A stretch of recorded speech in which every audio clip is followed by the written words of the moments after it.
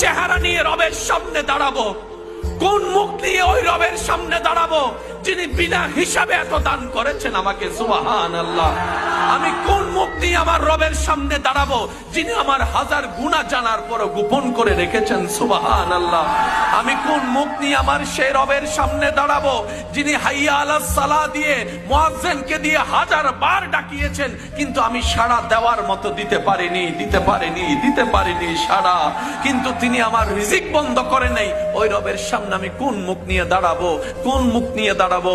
এই চিন্তা, এই ভয় যার অন্তরে থাকবে, আল্লাহ তাদের জন্য শুভ সংবাদ দিয়ে বলে, ওয়ালিমান খাফা, যে ব্যক্তি ভয় করবে আমি রবের সামনে দাঁড়াতে, লজ্জাবোধ করবে, আমি আল্লাহ খুশি হয়ে তাকে 2টা জান্নাত দান করব।